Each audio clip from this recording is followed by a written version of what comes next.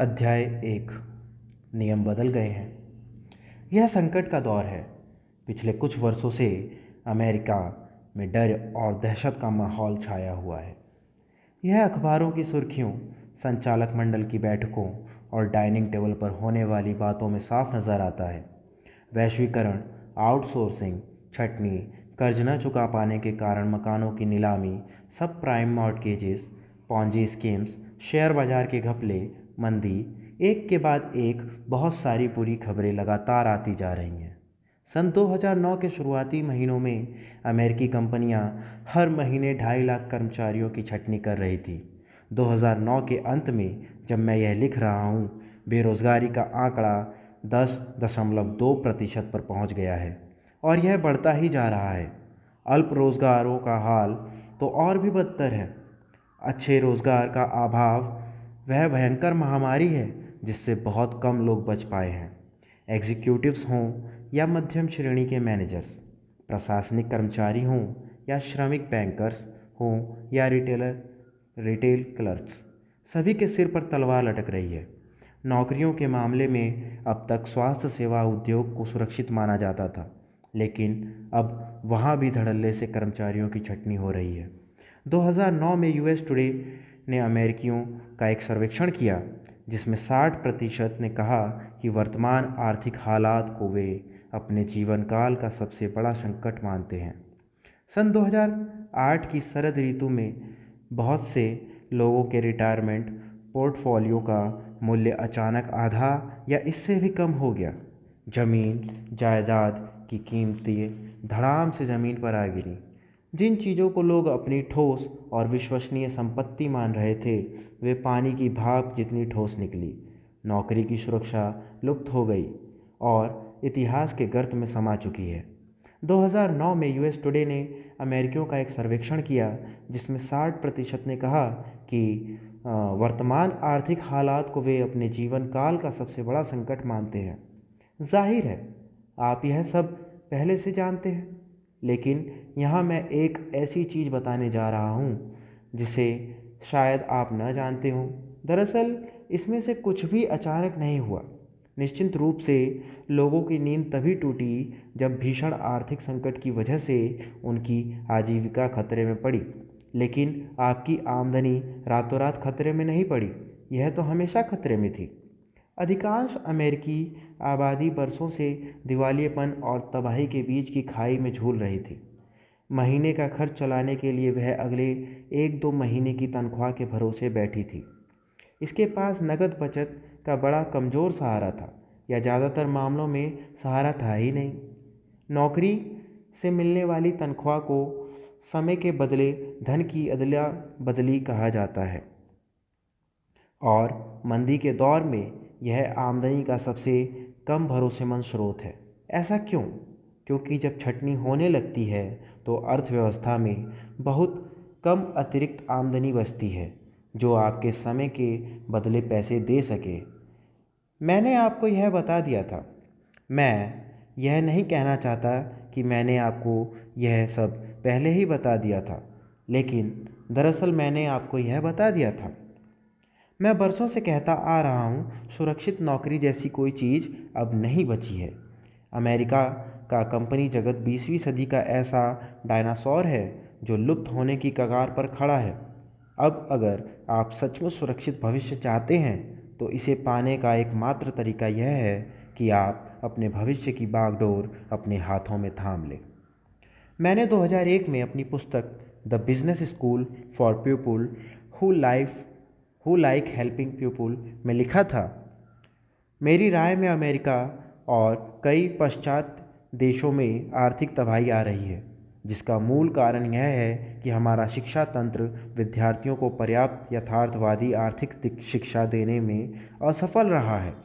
उसी वर्ष nightingales convent को दिए एक इंटरव्यू में मैंने कहा था, यदि आप सोचते हैं कि म्यूचुअल फंड्स आपकी मदद करेंगे और आप शेयर बाज़ार के उतार चढ़ाव पर जुआ खेलना चाहते हैं, तो मैं आपको बता दूं कि आप दरअसल अपने रिटायरमेंट को दांव पर लगा रहे हैं। अगर स्टॉक मार्केट ऊपर जाता है और 85 साल की उम्र में आप इसे धड़ाम से आधे मुंह गिरते देखते हैं तो क्या होगा? इस पर आपका कोई नियंत्रण नहीं होता। मैं यह नहीं कह रहा हूँ कि म्यूचुअल फंड्स बुरे होते हैं। मैं तो सिर्फ यह कह रहा हूँ कि वे न तो सुरक्षित होते हैं न ही चतुराई भरे। मैं तो उनके चक्कर में अपना आर्थिक भविष्य कभी दांव पर नहीं लगाऊंगा। संसार के इतिहास में ऐसा पहले कभी नहीं हुआ कि इतने सारे लोगों ने अपने रिटायरमेंट्स को शेयर बाजार में दांव पर लगाया हो। यह सरासर पागलपन है। क्या आप सोचते हैं कि बुढ़ापे में आपकी देखभाल करने के लिए सामाजिक सुरक्षा मौजूद रहेगी? यदि आपको इस बात पर भरोसा है तब तो शायद आप ईस्टर बनी पर भी भरोसा करते होंगे। और मार्च 2005 में दिए एक इंटरव्यू में मैंने कहा था, किसी कागजी संपत्ति की सबसे बड़ी शक्ति यह है कि इसे तुरंत भुनाया जा सकता है, और यही इसकी सबसे बड़ी कमजोरी भी है। हम सभी जानते हैं कि शेयर बाजार एक बार फिर लुढ़कने वाला है और हम एक बार फिर तबाह होने वाले हैं। आप ऐसा क्यों करना चाहते हैं? इसके बाद क्या हुआ? बाजार एक बार फिर लुढ़का और कई लोग दोबारा तबाह हो गए। क्यों? क्योंकि हमारी आदतें और मानसिकता नहीं बदली। हम ज़रा भी नहीं बदले। 1971 में अमेरिकी अर्थव्यवस्था ने स्वर्ण मानदंड का पालन करना छोड़ दिया। वैसे यह संसद के अनुमोदन के बिना हुआ, लेकिन मुद्दे की बात यह थी कि यह हो गया। यह क्यों महत्वपूर्ण है? क्योंकि इसकी बदौलत हम अपनी इच्छा अनुसार ज़्यादा से ज़्यादा नोट छाप सकते थे और उनका मूल्य किसी वास्तविक या ठोस संपत्ति पर आधारित नहीं रह गया था। वास्तविकता से पलायन करने की बदौलत इतिहास में सबसे बड़े आर्थिक उछाल के द्वार खुल गए। इसके बाद लगभग 3.5 दशकों तक अमेरिकी मध्य वर्ग में एक ज़बरदस्त विस्फोट हुआ। जैसे जैसे डॉलर का अवमूल्यन हुआ और ज़मीन जायदाद तथा अन्य संपत्तियों के कागजी मूल्य में उछाल आया, साधारण लोग करोड़पति बनने लगे। अचानक कर्ज हर किसी को हर वक्त हर कहीं उपलब्ध होने लगा और क्रेडिट कार्ड्स कुछ उसी तरह पनपने लगे जिस तरह बसंत की बारिश के बाद कुकुरमुत्ते उग आते हैं। इन क्रेडिट कार्ड का कर्ज उतारने के लिए अमेरिकी अपने मकानों का इस्तेमाल एटीएम की तरह करने लगे। वे कर्ज लेते थे और उसे उतारने के लिए अपने मकान को दोबारा फाइनेंस करवा लेते थे।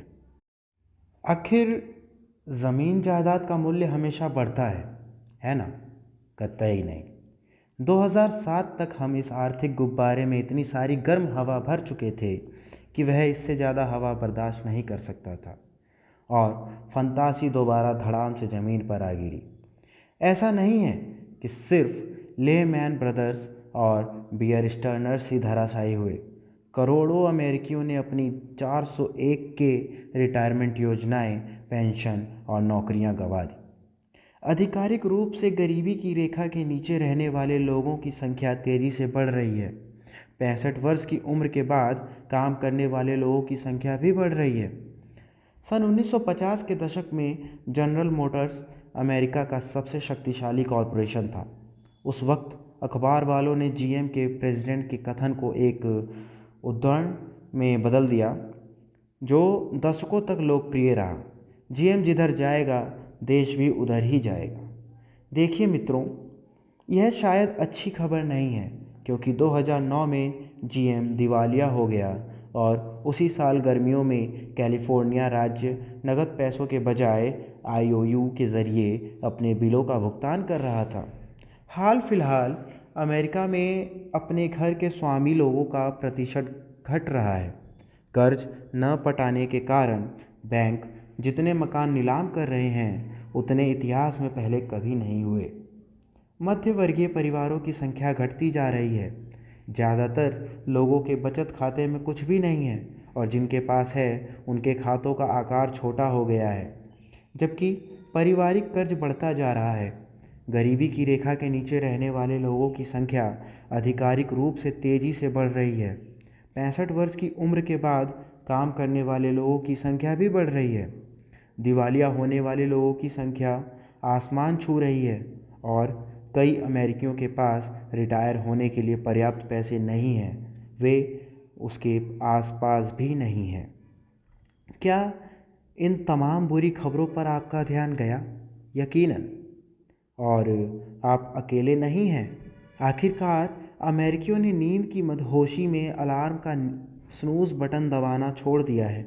बेहतरीन। अब आप जाग चुके हैं और आंखें खोलकर यह देख रहे हैं कि हालात अच्छे नहीं हैं। इसलिए आइए हम थोड़ी ज़्यादा गहरी नज़र डालकर देखें कि इसका वास्तव में क्या अर्थ है और आप इस बारे में क्या कर सकते हैं। यह एक नई सदी है। जब मैं बच्चा था तो मेरे माता पिता ने मुझसे सफलता का वही फॉर्मूला सिखाया जो शायद आपको भी सिखाया गया होगा। स्कूल जाओ, मेहनत से पढ़ो और अच्छे ग्रेड लाओ ताकि तुम्हें सुरक्षित, ऊंची तनख्वाह तथा अन्य लाभों वाली नौकरियां मिल सके।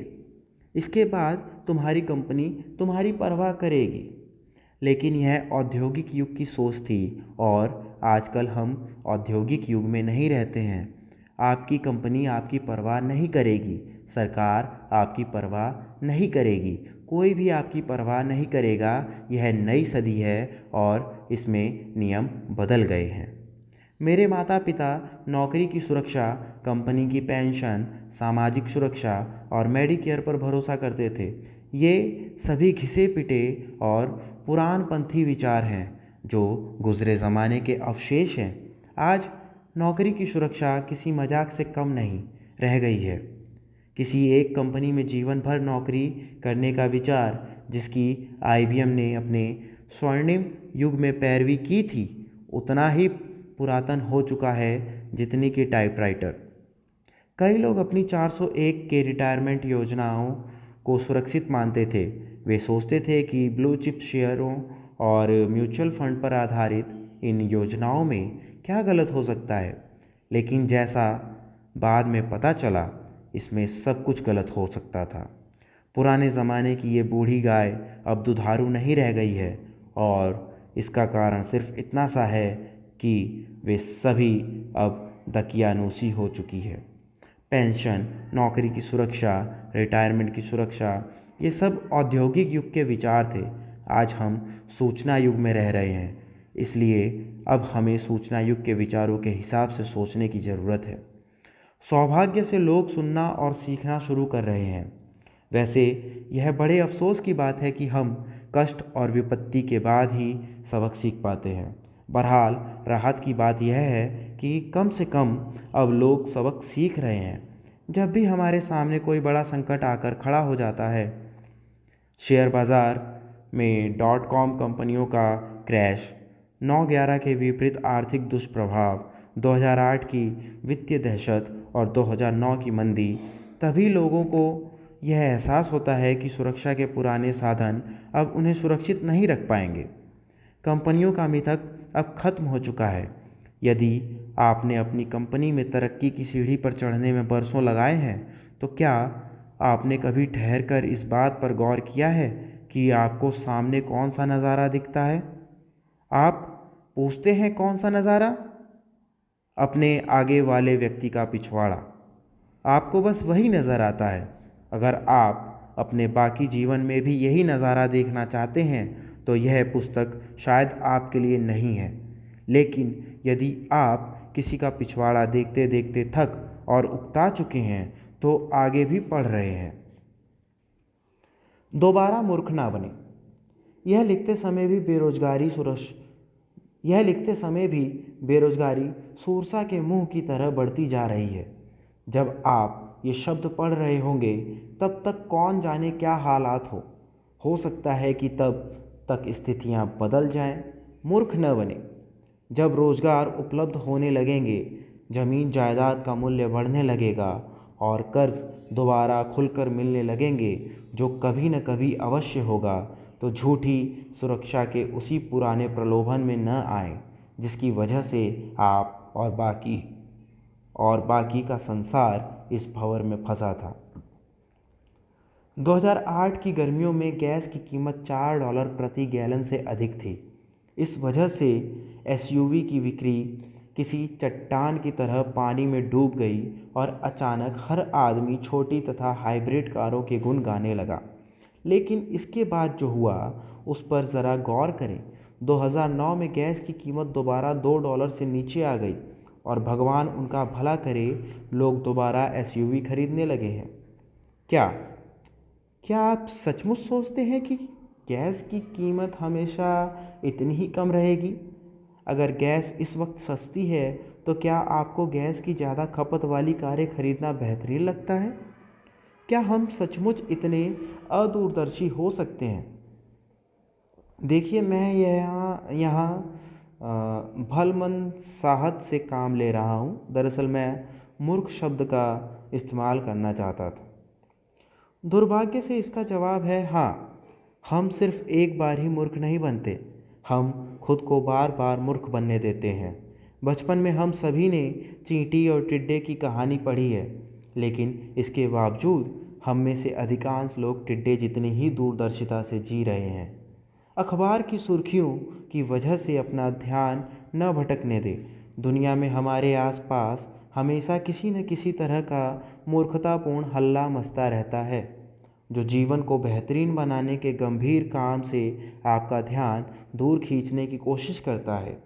यह केवल शोर शराबा है, चाहे आतंकवाद हो या मंदी या नवीनतम चुनाव चक्र के स्कैंडल्स। इसका इस बात से कोई लेना देना नहीं है कि सुखद भविष्य के सृजन के लिए आपको आज क्या करना चाहिए। महामंदी के दौर में भी बहुत से लोगों ने दौलत बनाई थी। दूसरी ओर सबसे बड़े उछाल के समय में, जैसे 1980 के रियल एस्टेट के उछाल के दौरान भी, करोड़ों लोग ऐसे थे जिन्होंने अपने भविष्य की बागडोर नहीं थामी, जिन्होंने हर उस चीज़ को नज़रअंदाज कर दिया जो मैं इस पुस्तक में अब आपको बताने जा रहा हूँ। और वे लोग या तो परिस्थितियों से जूझते रहे या फिर दिवालिया हो गए। वास्तव में उनमें से अधिकांश तो आज भी परिस्थितियों से जूझ रहे हैं या फिर दिवालिया हैं। मुद्दा अर्थव्यवस्था नहीं है, मुद्दा तो आप हैं। क्या आपको कंपनी जगत में फैले भ्रष्टाचार पर गुस्सा आता है? वॉल स्ट्रीट और उन बड़े बैंक्स पर जिन्होंने यह सब होने दिया? सरकार पर जिसने इसे रोकने के लिए पर्याप्त प्रयास नहीं किया या ज़रूरत से ज़्यादा किया, या ज़रूरत से ज़्यादा गलत काम किए और ज़रूरत से कम सही काम किए? क्या आपको खुद पर गुस्सा आता है कि आपने अपने भविष्य की बागडोर थामने में इतनी देर क्यों कर दी? जीवन मुश्किल है।